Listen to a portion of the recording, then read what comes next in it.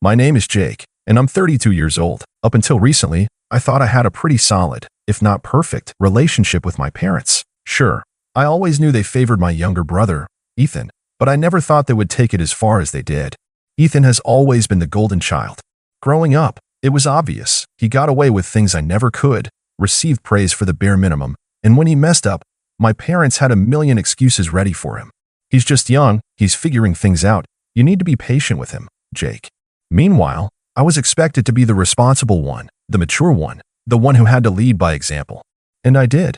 I worked hard in school, got a decent job, and made something of myself. Ethan? Not so much. At 28, he still bounces between jobs, constantly figuring things out. He's lived with my parents rent-free his entire life, yet somehow, they act like he has it so much harder than I ever did. Anytime I tried to point out the double standard, I was met with the same response. Jake, you're independent. You don't need us the way Ethan does. That was their justification for every single thing. If I got a cheap birthday gift while Ethan got the latest gaming console, well, Jake, you have a good salary now. You can buy it yourself. If I had to help out around the house while Ethan lounged on the couch, he's just not as responsible as you. If Ethan wrecked their car and they paid to fix it, but I had to buy my own first car with my own money, you can handle it, Jake. And for years, I swallowed it. I let it go. I told myself it wasn't worth fighting over. Then, I found out about the will. I had been helping my parents financially for years, covering part of their mortgage, paying for home repairs, even chipping in for their medical bills. I never did it expecting anything in return. They were my parents, and I wanted to make sure they were taken care of. But one day, completely by accident, I learned that they had left everything to Ethan. The house, the savings, their belongings, everything. It happened when I was visiting to help them sort out some paperwork. My mom had left a folder on the kitchen table while she stepped away to take a call, and I glanced at it absent-mindedly. That's when I saw my name, or rather, the absence of it. Ethan was listed as the sole inheritor. When my mom came back, I asked about it. I wasn't angry, not yet. I just wanted to understand. But instead of looking guilty or regretful, she acted like it was nothing. Oh, that, she said, waving a hand dismissively. We just figured it made the most sense. You have a good job, a stable life. Ethan, well, he's not as lucky. He's going to need the help more than you. I couldn't believe what I was hearing. So because I worked hard and built a stable life, I get nothing? Even after everything I've done for you? She frowned at me like I was being unreasonable. You don't need it, Jake. It's just money. You'll be fine. Something in me snapped. For years, I had been their safety net. I had given and given, and the moment I stopped to ask if I mattered at all, I was dismissed like a greedy child throwing a tantrum. I realized, then and there, that in their eyes, I was nothing more than a resource. Someone to rely on when they needed help, but never someone they truly valued. So I made a decision. I stopped paying their bills. I stopped covering their mortgage. I stopped sending them money for groceries or repairs or unexpected expenses. If I didn't matter enough to be included in their will, then surely they didn't need my financial support either. It didn't take long for reality to hit them. At first, they didn't say anything. Maybe they thought I was just busy or that I had forgotten. But then, about a month later, I got a text from my mom. No greeting, no small talk. Just, the rent is due. That was it. No, how are you? No, hope you're doing well. Just a demand, like I was their personal ATM. I stared at the message for a long time, feeling a mix of emotions, anger, hurt, disappointment. Then, finally, I replied. I didn't yell. I didn't curse. I didn't beg them to see how unfair they had been. I simply responded with, I'm sure Ethan will handle it. That was all I said. No explanation, no argument, just a simple statement. And then I put my phone down and went about my day. It didn't take long for the backlash to begin. Less than an hour later, my phone buzzed again, this time, a call from my mom. I ignored it. Then another, and another. Finally, a text, Jake, answer the phone. This isn't funny. I let it sit. I wasn't in the mood to entertain whatever guilt trip they were about to throw at me. But sure enough, when I finally checked my voicemail later, I got exactly what I expected. Mom's voice was dripping with disappointment. Jake, I don't know what's gotten into you, but this is really selfish. Your father and I have always done our best for you. Is this really the kind of son you want to be? Ignoring us when we need you? Ethan can't afford to help right now. He's struggling. We thought you'd understand that. Call me back. I didn't. A few hours passed before I got the next message, this time from my dad. He rarely texted me, so I knew my mom must have gotten him involved. Jake, we need to talk. This is serious. Call your mother. Still, I ignored it. And for the first time in years, I felt something I hadn't before: control. I had spent so long playing the role of the dutiful son, the responsible one, the one who never asked for anything. But the moment I refused to be used, they lost their minds. Then, as I expected, Ethan got involved. Dude, what is wrong with you? Mom and Dad are freaking out. Just pay the rent like you always do. Why are you being so difficult? I almost laughed at that. Like I always do? As if it was my job to keep a roof over their heads. As if the fact that he was their favorite meant that responsibility automatically shifted to me. I finally responded, but I kept it short. Not my problem. The response came within seconds. WTF does that mean? You can literally afford it. Stop being a dick. I set my phone down without replying.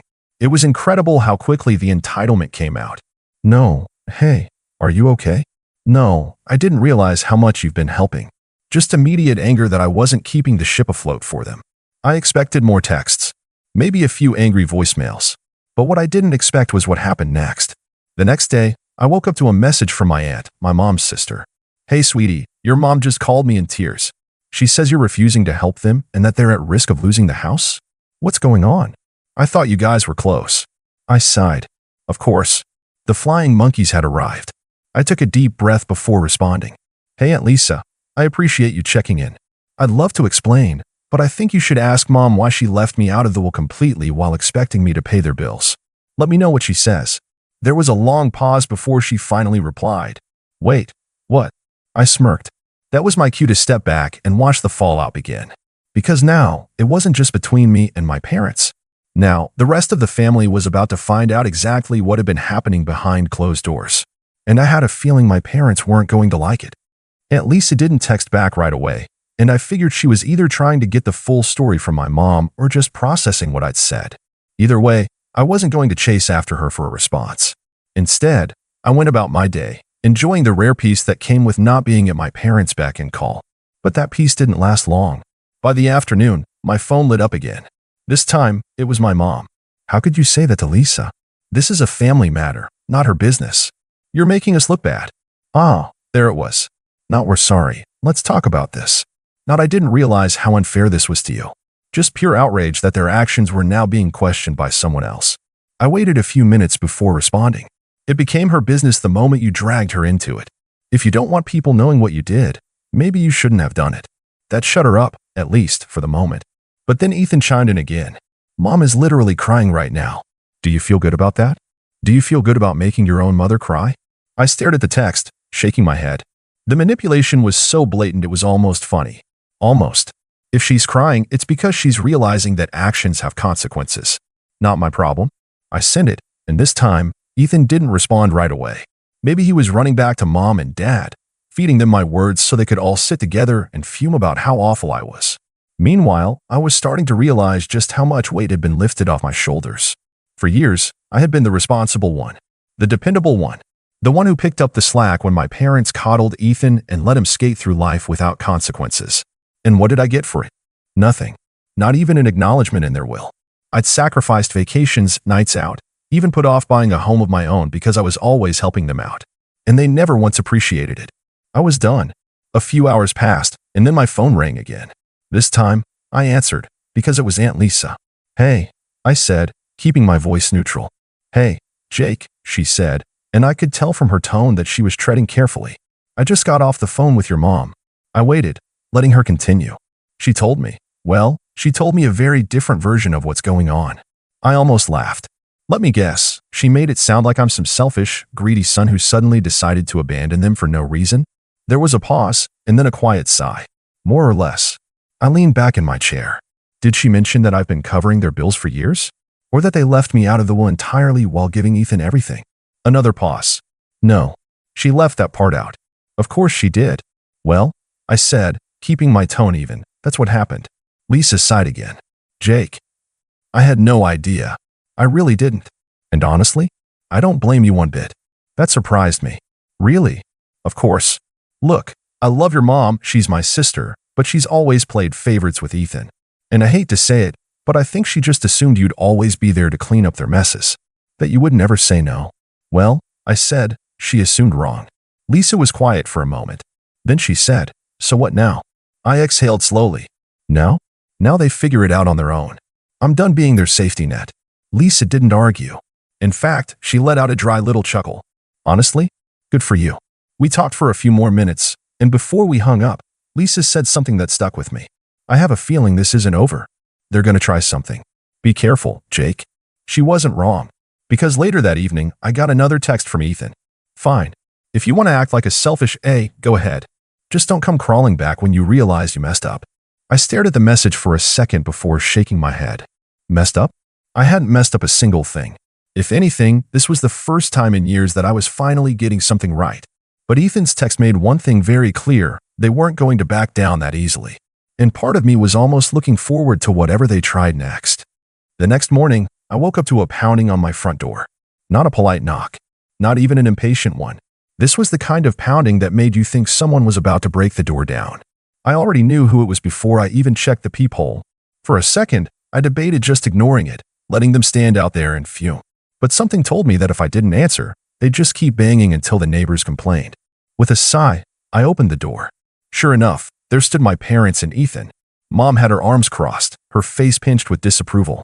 Dad, as usual, stood slightly behind her, like he always did when she was in full attack mode. And Ethan, well, Ethan had the same smug, self-satisfied expression he always wore when he thought he was in control of a situation. I leaned against the doorframe, arms crossed. Wow, this is unexpected. Mom didn't waste time. Jake, we need to talk. I let out a small chuckle. Oh, now you want to talk? Not when you were writing me out of the will. Not when you were expecting me to keep paying your bills while giving Ethan everything. Now, suddenly, it's urgent. Dad sighed like I was being difficult. Son, can we come in? I pretended to think about it, then shook my head. No, I don't think so. We can have this conversation right here. Ethan scoffed. Are you serious? Dead serious. Mom huffed, clearly not used to being denied what she wanted. Jake, you're being childish. Childish? I repeated, raising an eyebrow. That's rich, coming from the people who showed up at my house unannounced, pounding on my door like debt collectors. Mom's face turned red, but she took a deep breath, trying to regain control. Listen, she said, shifting to what I called her guilt-trip voice. We know you're upset. We understand that you're feeling left out. But you have to look at this rationally. I actually laughed. Rationally? You want to talk about rationality after what you did? Dad, who had been silent up until now, finally decided to chime in. Son, you're doing well for yourself. You have a good job, a stable life. Ethan, well, he needs more help. I turned to Ethan, who was still standing there, arms crossed like this was all beneath him. He needs more help? I repeated. He's 30 years old. He's not a kid. He's had every advantage handed to him while I had to work for everything I have. And now, after all that, you decided he deserves to inherit everything while I get nothing. Ethan smirked. It's not my fault you didn't fight for it. I stared at him, genuinely stunned by how shameless he was. Fight for it. I repeated, my voice quiet. Fight for what? My own parents' love? My own share of what should have been an equal inheritance. Mom waved a hand dismissively. Oh, stop being dramatic. We just thought it made sense. You don't need the money, Jake. That's not the point, I snapped. It's not about needing the money. It's about fairness. It's about the fact that you used me for years, took my help, took my money, took my time, and then tossed me aside like I was nothing when it came to the one thing that should have been fair. Mom's eyes flashed. Jake, we are your parents. We raised you. The least you could do is show us some respect. I laughed, a short, sharp sound. Respect? You want respect when you've shown me none. Ethan rolled his eyes. God, you're so dramatic. You're seriously throwing a tantrum over this? You're acting like you're some poor, struggling victim. I turned to him, my voice ice cold. You're really one to talk about struggling, huh? When's the last time you had to work a full-time job without mom and dad bailing you out? Oh, wait. You never have. That wiped the smug look off his face. But before he could fire back, Mom cut in again. Enough, she snapped. Then she took a deep breath, smoothing out her features. Look, Jake, this is not how I wanted this conversation to go. But the reality is, you're family. And family takes care of each other. I could practically hear the trap she was setting. Oh, I said, not giving her anything. She sighed, as if this was exhausting for her. The mortgage is due. I tilted my head. And we're a little short this month. I couldn't help it. I actually laughed. Are you serious? After everything you just said, after standing here defending your choices, you're still asking me for money. Mom's lips pressed into a thin line. Jake, we're asking you to do the right thing. There it was. The manipulation. The guilt tripping. The expectation that no matter how badly they treated me, I would still come running when they needed me. I took a deep breath, looked each of them in the eye, and said, "No." Mom flinched like I'd slapped her. "Excuse me." I said no. I repeated, my voice steady. "I'm not paying a single cent. Not now, not ever again." Ethan let out a low whistle. "Wow, so that's it, huh? You're just gonna let your own parents lose their home over some petty grudge?" I stared at him. "You live there too, don't you? Maybe you should step up and pay for once in your life." His face darkened. "You're selfish, Jake." Mom, however, wasn't done. "Jake," she said, her voice dangerously low, "do you really want to do this? Do you really want to walk away from your family over money?" I met her gaze without flinching. "That's funny," I said. "Because from where I'm standing, you walked away from me first." She opened her mouth, but I didn't let her speak. "You made your choice. You chose Ethan. You chose to leave me out. Well, now I'm making my choice. And I choose to be done." I stepped back and, without another word, shut the door in their faces. For a few seconds, there was silence. Then I heard Mom's muffled voice through the door. "This isn't over, Jake." I smiled to myself. No, it wasn't. Because something told me they were about to learn just how badly they'd messed up. I didn't expect them to leave right away. My mother wasn't the kind of person to back down when she thought she was owed something. Sure enough, less than a minute after I shut the door, the knocking started again. This time, louder, angrier. "Jake." Mom's voice was shrill, barely muffled through the door. "You're making a huge mistake. You're going to regret this." I leaned against the door, arms crossed, listening to her rant. Dad, ever the quiet follower, muttered something I couldn't quite make out, probably trying to calm her down. But Ethan, ever the golden child, had no such patience. "You're such a selfish piece of garbage, you know that?" he shouted. "All those years we took care of you." That actually made me laugh. I swung the door back open just enough to glare at him. "You took care of me? That's funny, Ethan, because I seem to remember working 2 jobs in college while you had Mom and Dad paying your rent. I seem to remember lending you money that you never paid back. I seem to remember bailing Mom and Dad out while you sat around doing nothing." His smug expression wavered, but he quickly recovered. "Well, I was the one they trusted with their estate, wasn't I? Maybe you're just mad that you weren't good enough." I clenched my jaw, inhaling sharply. This is what he wanted. He wanted to get under my skin, to make me react, to make me lash out so that I'd be the one looking like the bad guy. I refused to give him that satisfaction. Instead, I simply smiled. "Good luck with that estate, then. I'm sure it'll be real helpful when you're struggling to pay the mortgage next month." I shut the door again. This time, they didn't knock. For a moment, there was silence. Then I heard my mother's voice, lower this time, but still carrying that same venom. "This is not over, Jake." I smirked. "Yes, Mom," I muttered under my breath. "It really is." The next few days went by in a blur of tension. I expected them to try something, maybe send a passive-aggressive text, maybe get my extended family involved. But to my surprise, nothing came. No calls, no emails, no word from anyone. I kept waiting for the other shoe to drop, but instead, it felt like the world had just shifted. I wasn't constantly on edge anymore. I wasn't hearing my mother's guilt trips or my dad's weak apologies. It was like they had all vanished, and for once, I could breathe freely. Then, 2 weeks later, I came home from work to a small envelope stuck to my front door. It was white, unmarked, with nothing but my name scribbled across the front in familiar handwriting. I tore it open, expecting something passive-aggressive or manipulative, and I wasn't disappointed. "Jake, this is your last chance. You are throwing everything away for pride. Ethan may have been chosen as executor of the estate, but you are still family. Don't make this harder than it has to be. Come to your senses. You'll regret it." No signature, just the same tired threats.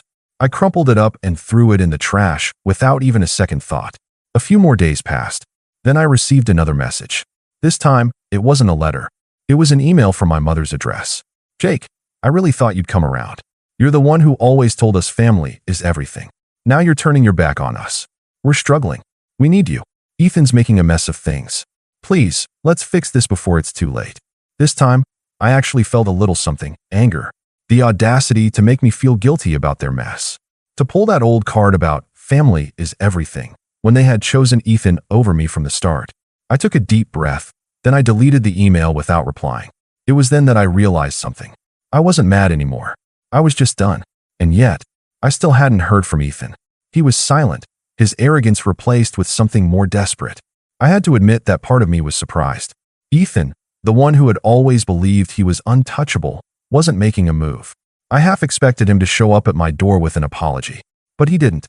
Then, one afternoon, out of nowhere, my phone rang. The number was unfamiliar, but something told me I should pick up. I answered, and sure enough, it was my mother's voice again. "Jake, please."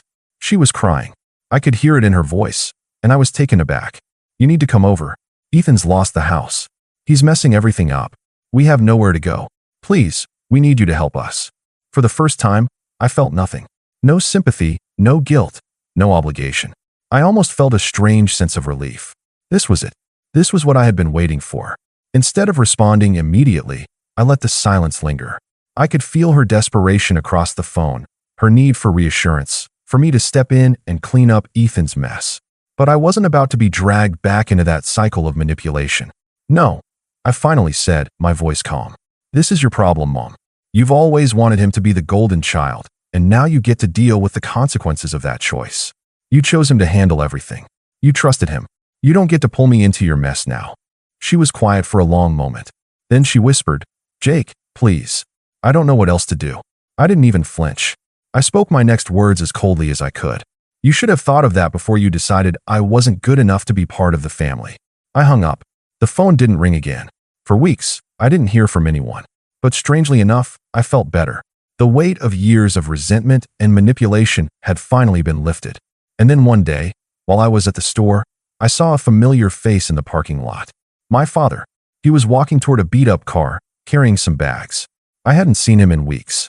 I debated whether to approach him, but something told me that nothing was left to fix. I just turned away, ignoring the way he called my name. That was the last time I saw him. So here I am, a year later. I haven't heard a single word from my parents or Ethan. Part of me wonders if they're still struggling. Part of me wonders if they ever realized what they did wrong. But honestly, I'm okay. Maybe, for once, it's time for me to take care of me. So, Reddit, what do you think? Did I go too far? Should I have tried to fix things instead of shutting them out? Let me know your thoughts.